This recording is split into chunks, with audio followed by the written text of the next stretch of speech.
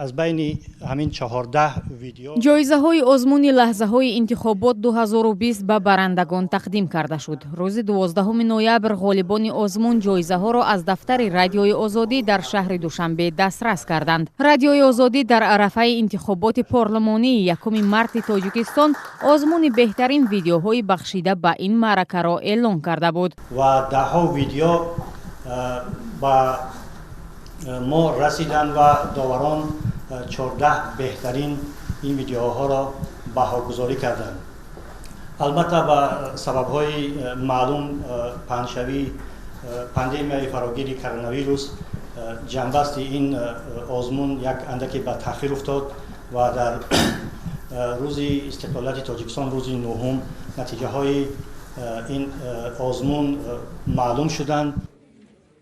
доварони озмун баландтарин баҳоро ба видеои рақами 4 доданд, ки дар он на танҳо лаҳзаи омодагӣ ба райдиҳӣ сабт шуда, балки суолу ҷавобе ҳам дорад. Чантаи доред? Астан ду кас мешава овоз дода? Пастурши овардагӣ ва гудаки майдакати хонада. муаллифи навор, хабарнигори шинохтаи тоҷик, корманди хабаргузории Азия Плюс Абдуллоҳи Ғурбатӣ аст ва акнун соҳиби ҷоиза видеокамераи нимаҳирфаӣ гардид. Ҳастам ки мақсади ман вақте ки ман ин видеоро мебардоштам, иштирок кардан дар озмуни озодӣ набуд.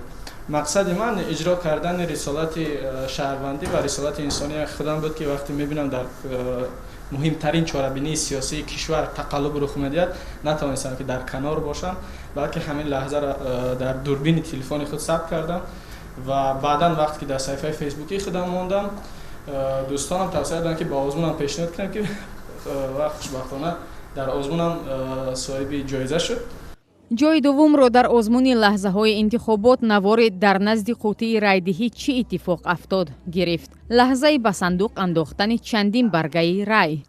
муаллифи навор сокини шаҳри Душанбе Наргиз Соҳибова аст, ки соҳиби нави охирин планшет гардид.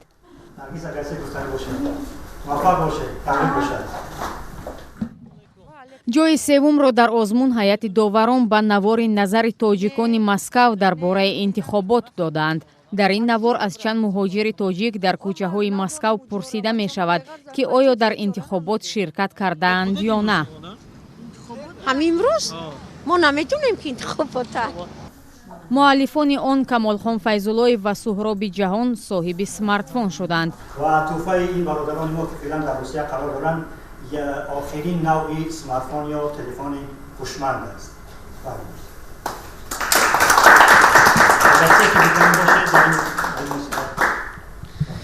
ман миннатдориро аввал ба Радиои Озодӣ аз номи бародарамон Камолхон Файзуллоев мерасонам ва хурсанд аз онам, ки маро ба ин ҷо даъват кардед ва бо шумо ҳастам.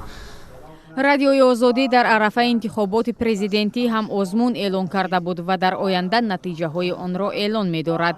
соли гузашта ҳам Радиои Озодӣ озмуни деҳи ман пораи хоки ватанро баргузор карда буд.